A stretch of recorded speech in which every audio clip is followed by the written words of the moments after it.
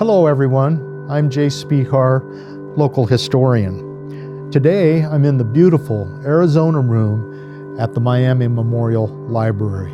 This room houses a wonderful collection of Western history, especially Southwestern and Arizona history. Chosen a few selections to share with you today that will characterize what you can find in this room.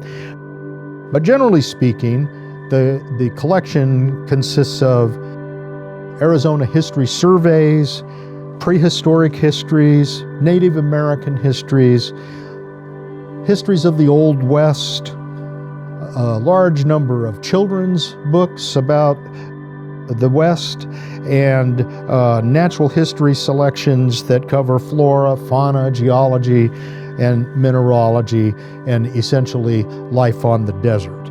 So to begin with, I'd like to show you History of Arizona by Thomas Edwin Farish, and this is a 19th century publication, but it still contains great detail about the initial development and exploration of Arizona. It was actually copyrighted in 1915. And in later times, I'll show you my favorite history of Arizona is by Thomas E. Sheridan, who is a professor down at the University of Arizona, and he has written a very good survey of Arizona's history, and I would urge anyone interested in Arizona history to pick up Sheridan and give it a read. You'll be glad you did when you're done. Prehistoric history is a fascinating field that covers all of the ancient cultures, the Hohokam, the Salado, and others that populated this area long before Anglos and even Spanish came into the area. And I've got a couple selections to show you from the prehistoric collection. One is entitled Prehistoric Southwesterns from Basket Maker to Pueblo.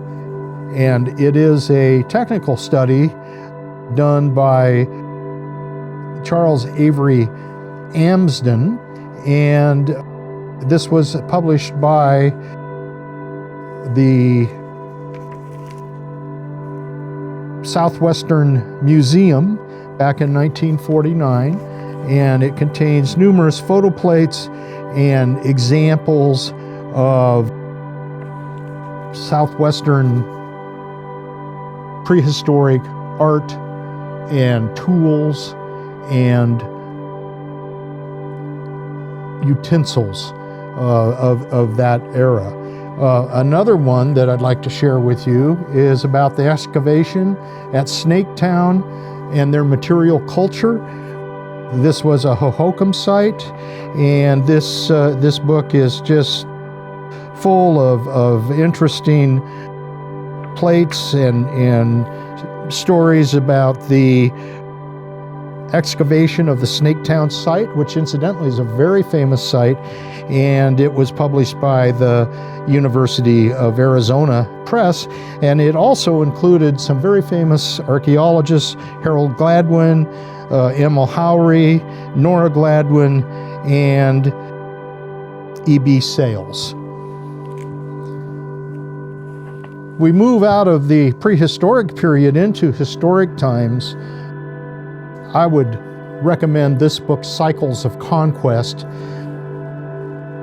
the impact of Spain, Mexico, and the United States on the Indians of the Southwest from 1533 to 1960.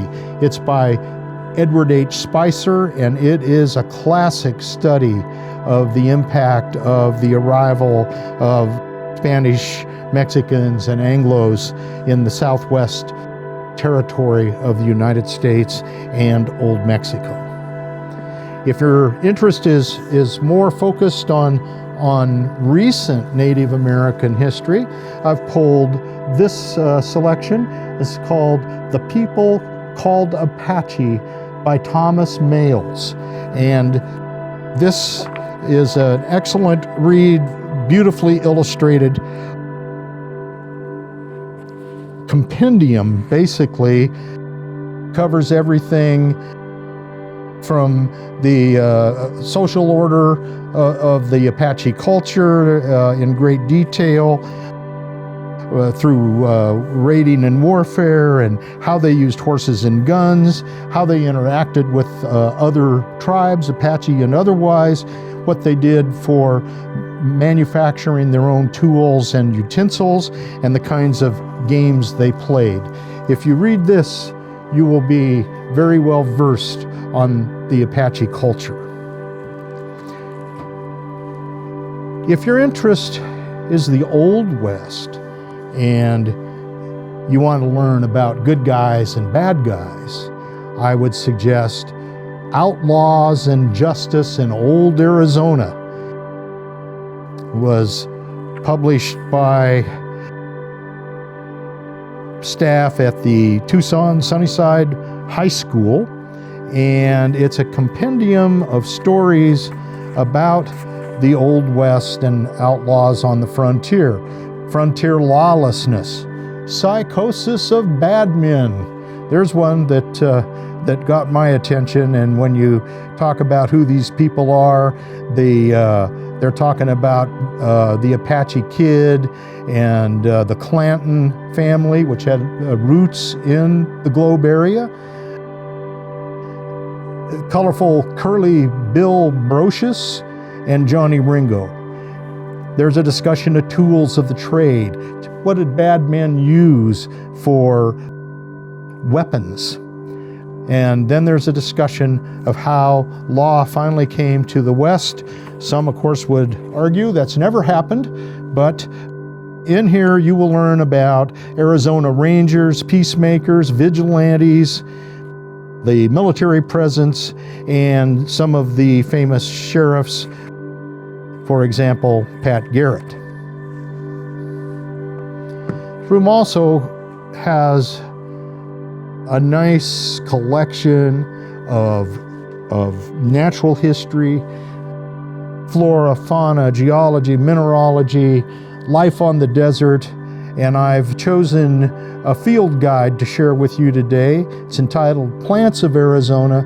It's by Ann Orth Eppel, and it's beautifully illustrated with photographs of all kinds of plants that you will find on the desert, and these photographs are linked to descriptions that tell you what the range of the plants would be, right down to elevation, the species, the subspecies, and description of what the blossoms and the overall plant looks like.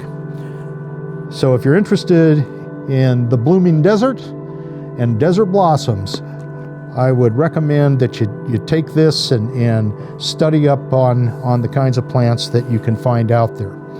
And finally, I would be remiss if I did not point out that there's a wonderful children's collection in the Arizona room at the Miami Memorial Library, and I've got a couple to quickly share with you. This is an alphabet primer.